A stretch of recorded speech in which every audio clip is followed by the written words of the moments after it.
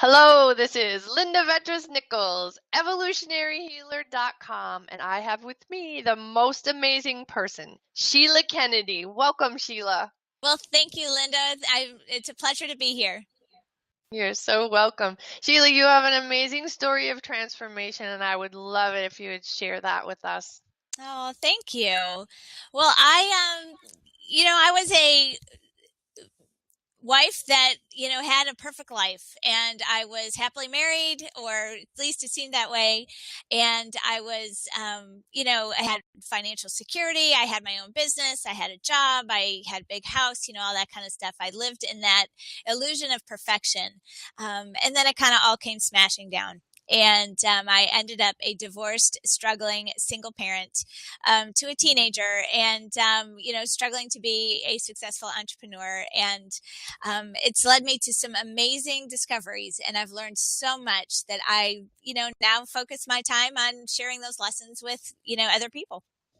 Very cool. I love it. Thank you. All right. So, yeah, you really lost your confidence in that marriage, didn't you? I did. I did. I was kind of pretty lost. And so I knew that if I wanted to be more successful, if I knew I wanted to be a better parent, I needed to figure out how to build that confidence back up so that I would have the tools and the strategies and all of those good things so that I could build something that was great. But confidence is going to be the key. And so I have now dedicated the last 4 years of my life trying to figure out how to build not only confidence, but self-esteem and, all those good things, teaching myself and learning the skills needed to do that. All right. And you share that with others. That's a beautiful thing. Yeah. So, yeah, so confidence is about trust. Tell me about that because um, my thing is a filter that I use in the world is the trust filter. So that's how I operate in the world. So I'd love to hear more about confidence is about trust. Sure. Well, here's the thing. The When I started studying confidence, I went to where does it come from? What's the base word? What does it mean? And it actually Right. comes from a Latin word called confidere, and that means to trust. And Ah, so, most of us believe that confidence is just self-esteem, that we have mhm. high self-esteem. And really, that's a fallacy. Well, it's not really a fallacy. You have self-confidence, but it's not necessarily the same thing as self-esteem. So confidence is really trusting that you will be supported. And I know that that's true because we're here having this experience today, right? If you hadn't been supported in all of your moments, then we wouldn't be here. Doesn't Nope. necessarily mean that all of those moments felt good or turned out the way we thought they would, but they definitely, you have had been supported. So confidence is trusting that you will be supported. Self-esteem, on the other hand, is believing that you are worthy of the support. Oh, wow.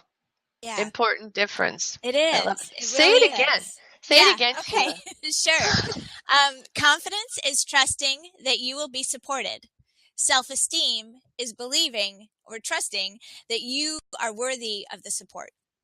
Wow, big Yeah. difference. Yeah, and Yeah. I think it was Stephen Covey that his son was just sort of slipping, and so he and his wife were just like really on him, like, oh, that's so wonderful. Oh, you did such a great job. And then they realized that he was going the wrong direction, like he was Mhm. getting worse. So then they were like out practicing with the ball or something like that, and they're like, adjust the way you're hitting the ball, like I think he had a bat. Um, do this, do that.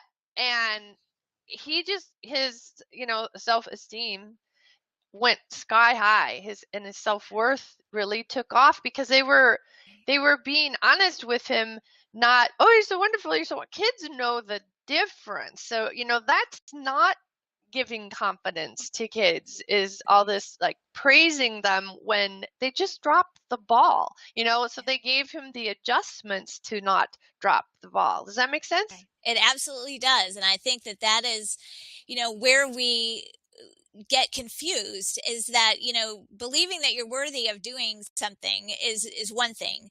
But having the tools and the ideas and the solutions, whatever you want to call them, to be able to be more confident, to have the support and the resources show up, that's a different thing. And that's really important. And that example that you shared is exactly what I'm talking about. Yes, he believed that they could do it. His parents believed that he could be a better baseball player.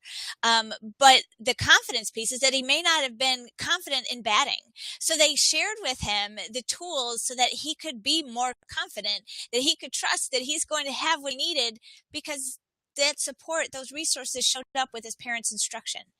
Right. So that's how that kind of works. And Love it.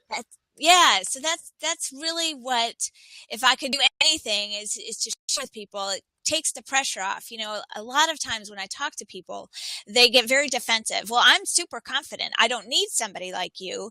And, you know, that's awesome. But I also know that that may not necessarily be true, because the more we protest about it, usually indicates that we need it.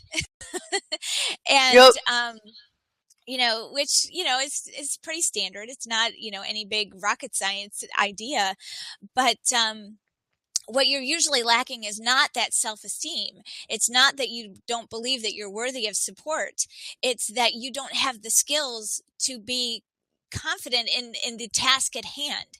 And that's kind of what I do, is teach the tasks at hand so that you can walk out more confidently in whatever it is that you want to do. I love it. And you work with mompreneurs or single mompreneurs? Kind of, yeah. I focus a lot of my energy on solo parentpreneurs. So sometimes those are men, but it's, that solo parent who's also the solo entrepreneur. And I Wow. think there's some unique challenges, which I certainly understand, because I have been one for about 6 years.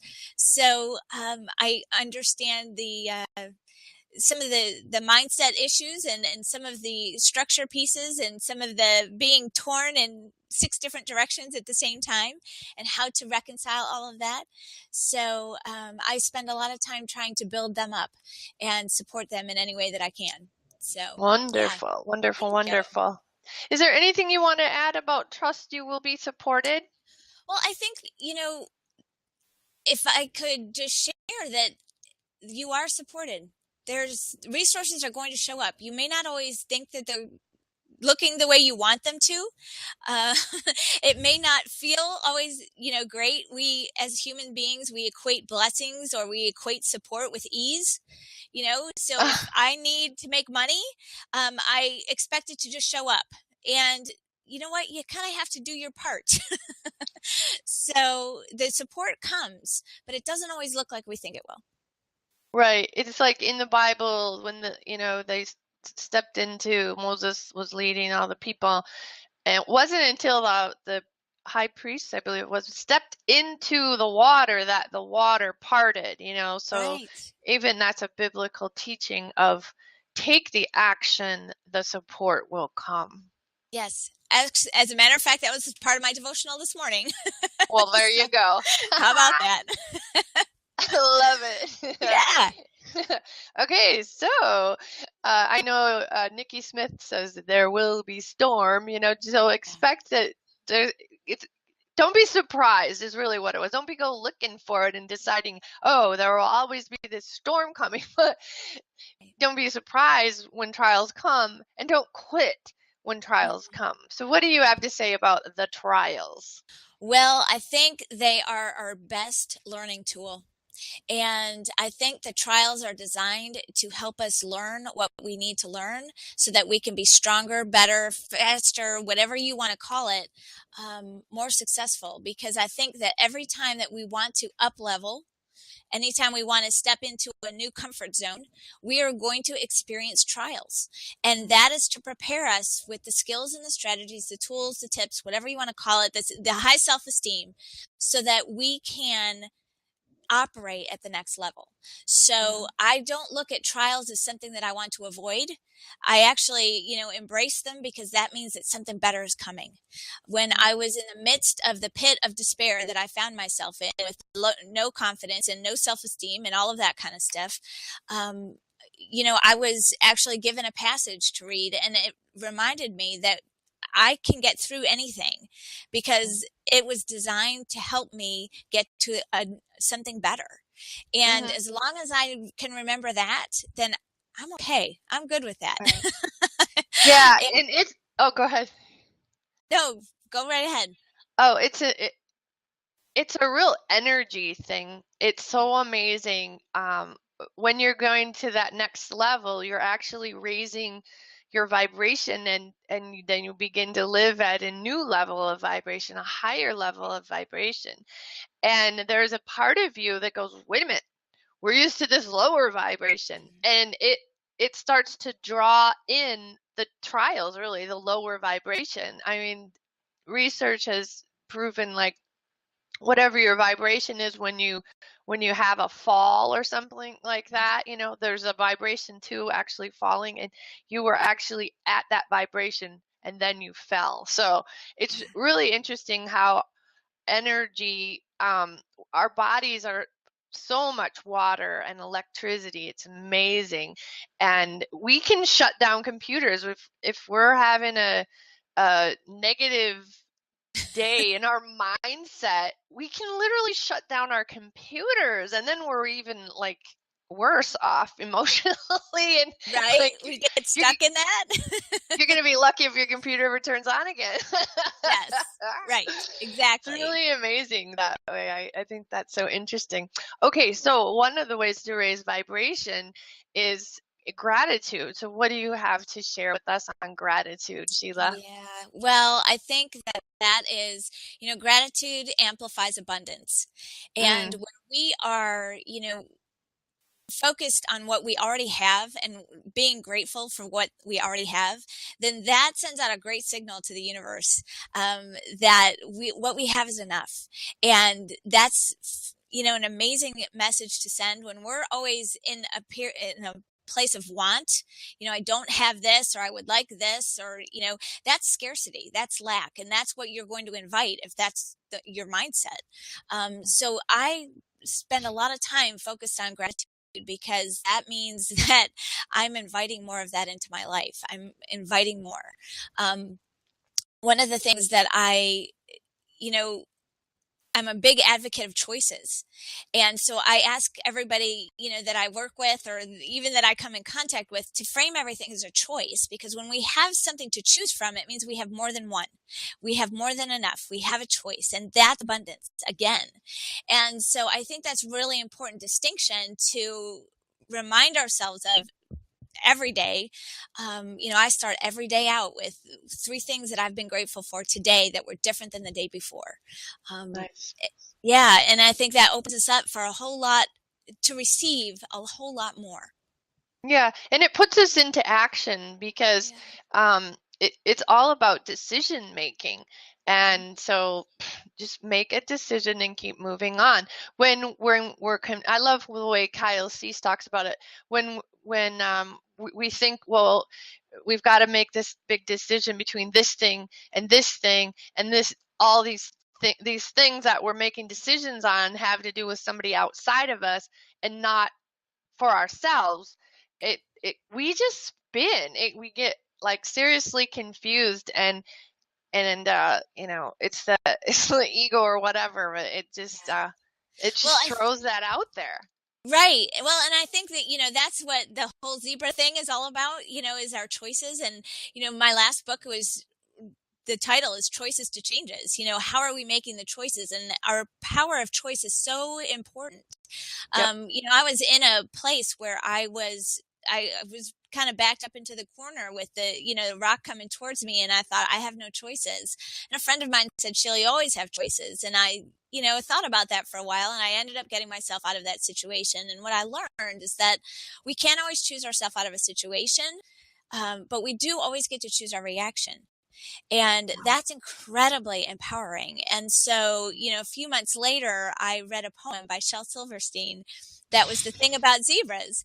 And he had asked the zebra, are you white with black stripes or black with white stripes? And the zebra answered with questions like, well, are you noisy in a quiet world or quiet in a noisy world? And it went on and on and on. But the Nice. thing is that we have, so I use the zebra stripes as a visual reminder that I have the power to choose.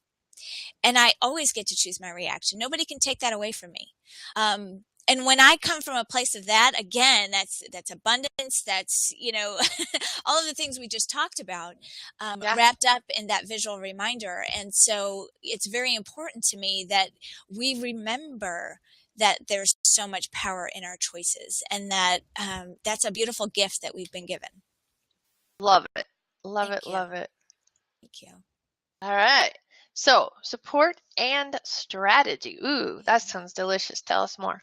Right. Well, I think that one of the things that we like to know the how to's, we like to know how to do things better, faster, and all of that. But there's a piece to it that we have to remember, and that's our mindset.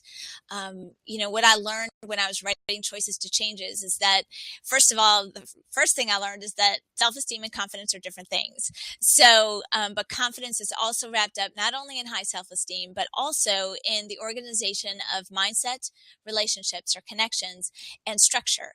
And sometimes the support we receive, we think it's going to be, we think we need financial support, or we think that it's going to be, the right connection. I'm going to meet the right person and they're going to connect me with this media outlet and I'm going to be able to blast out my message or whatever. But the support comes in more subtle ways. Sometimes it comes through the back door, and we need to be open to that. One of the beautiful pieces of this organization and this confidence is being open and seeking feedback and qualified feedback. Right. It's not enough to ask anybody for feedback on what you're doing. Because not everybody's qualified. I love my mom dearly, but when I ask her, I share some of the things that I'm doing. She's never started a business. She's never been an entrepreneur. She's never had a message that she's wanted to deliver to the world. So she's just looking at everything that I say as, you're crazy. Why would you want to tell people that? Or why would you want to do that? Why would you want to go network? Why would you, kind of thing. So why would I ask her for feedback on what my next steps might be, because it's not qualified feedback. She loves me. She wants the best for me, but she can't really give a qualified opinion about that. So I think seeking that feedback, and that is so important because we cannot see everything. We cannot. When we're in the middle of our situation, we can't see 360. So it's important to ask people to share what we're not seeing, so that we can make the best decisions possible. Wow. It's interesting you use the term 360, because in the work that my husband and I do with people, helping them with procrastination, self-sabotage, all the way to PTSD and suicide ideation and, and military sexual trauma, is Sure. we have them do a 360, and that's how we know for sure that we are connecting them to that cellular level. That's just so interesting that you mentioned 360 because it's true. We don't see all the way around us, and we even block it all off if something traumatic has happened, and yet it's all in our cells, um, all the information. It's like it's been filmed, and you can tap into it. So stay in your bodies. That's really the biggest thing. And I know with sexual trauma, it's very difficult to stay in the body. You just kind of want to leave all the time. So very Yeah. cool. I love it. Yeah.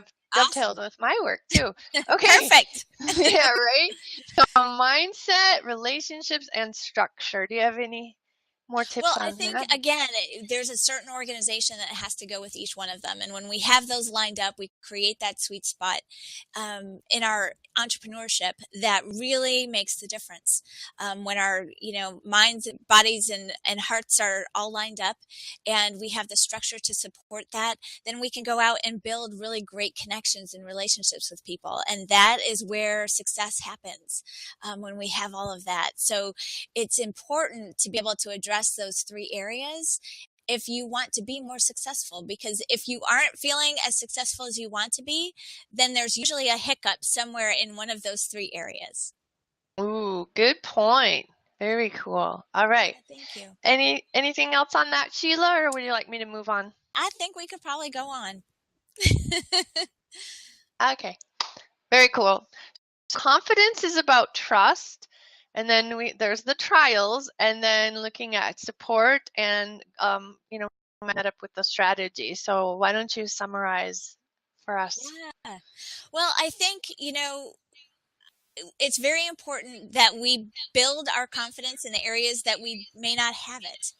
And to recognize that we have all kinds of evidence to support that we've been supported, Hmm. and to walk into trials. When I was writing Choices to Changes, one of the, commonalities with all of the 12 entrepreneurs that I featured.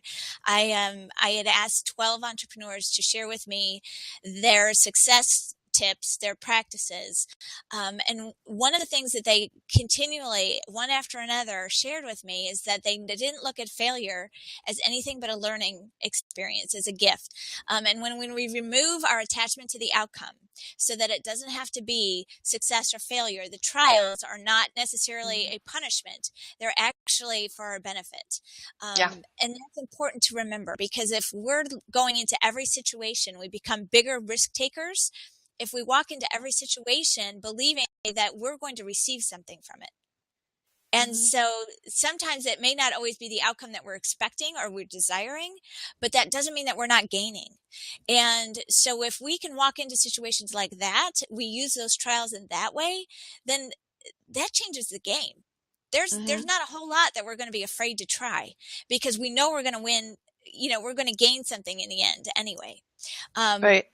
and so that opens up all kinds of support. It opens up, you know, when we step out of our egos, if you will, and say, okay, I need feedback from people. I need mentorship. I need accountability. When we have those three pieces in place and get that support, well, then we're going to be learning the strategies that we need to propel us forward. We're going to be learning the tools and the tips that so we can show up bigger in the marketplace, and we can show up in a growing financially and all of those great things. So I really think that's an important piece. Mhm. Yeah, absolutely.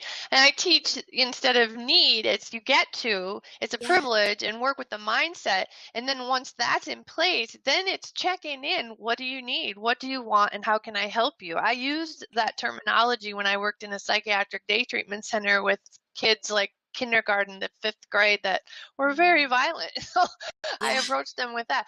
But there is a second level. You get away from the need word as a lack word, and then checking in. What do you need? What do you want? And how can you help yourself? And how can others help you? Right. And Right. so that reaching out is so important because we truly are all connected and nobody becomes successful on their own. Nope. Nobody. Mm-mm. Not a bit. Not a bit. All Not right. a Very bit. cool. Thank you. Okay. So you have a wonderful gift, the Daily Magnet. So tell us more. Sure. Well, when I was writing Choices to Changes and I had conducted the 12 interviews of the confident entrepreneurs, I needed to raise money in order to publish the book. Unfortunately, that's not, a free endeavor. So I could have crowdsourced, I could have taken out a loan, I could have done a lot of things. But I decided that I was sitting on this gold mine of information. All of these very successful people just shared with me all of their best success tips. So I was going to put them to the test. And for 60 days, I implemented their practices and strategies. In those 60 days, I tripled my income. I attracted my ideal clients, and I was accepting speaking engagements for the first time in a while. Wow. And so I proved, that confident entrepreneurship really does make a difference. You will grow financially. You will gain more influence in the marketplace. You'll be able to take bigger risks. You'll be able to build those relationships. So that's awesome. And I did that, and that was fabulous. But that included some daily activities that I conducted, that I implemented. Um, at the end of the 60 days, I got a little cocky, I got a little lazy, and I was really busy because I just had all these new clients come on. So it was awesome. I was serving them. It was great. Yeah. But what happened is I kind of I slacked on some of those daily activities, and I didn't keep up with them. And guess what happened? Things started falling apart. I stopped getting new clients. I stopped, marketing my business. I stopped making more money. I was having to live off the money I had just made.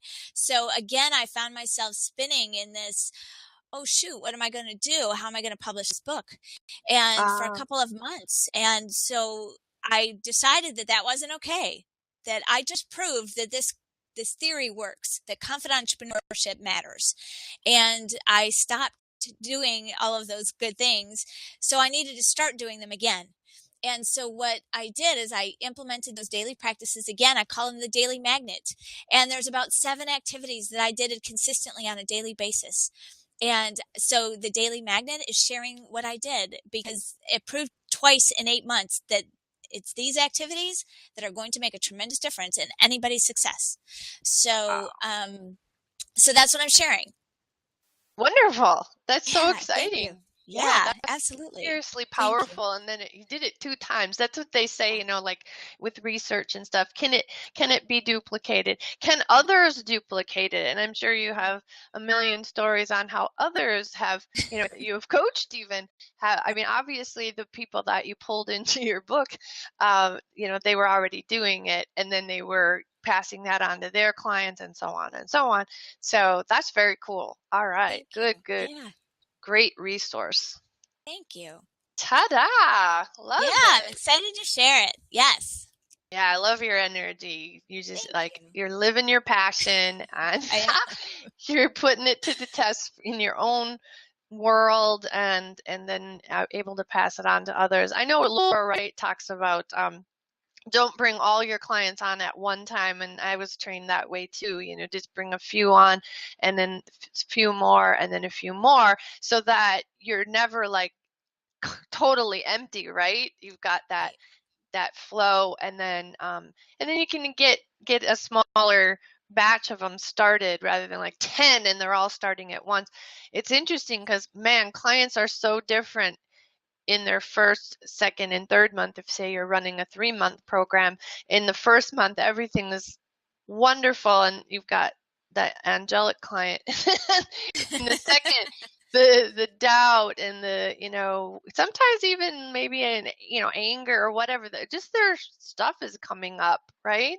And to have Right. 10 people stuff coming up at once, it's like can be so overwhelming to a coach. So getting that consistent flow is also so precious, for the clients as well as the coach. Do you agree?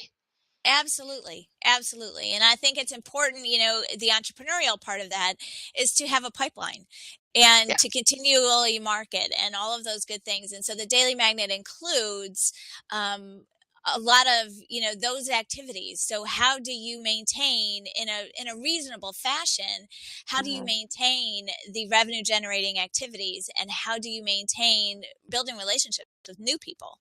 Right. So every day you're focused a little bit each day is focused a little bit on those activities as well so that there's not a lag and it is controllable or it is manageable, Yeah. and not overwhelming. So yeah. Cool. Oh, good. I'm glad you added that. All the more Yeah. to go grab that. So just Yeah. head out to your email. You have Right. the link, and go grab the Daily Magnet. Whoa, good Yeah, stuff. it is Great. powerful. So Yeah, you've proven it. I You're a have. believer. I have. Very cool. All Thank right. you. All Yeah. right. Thank you, Sheila. Well, thank you, All Linda. right. This has been an awesome experience. I love doing these. They're just so much fun, and people really get a lot out of doing them as well as Mm, watching them. awesome. Thank All you. right. You're so welcome. Okay, Sheila. Bye bye. Bye bye.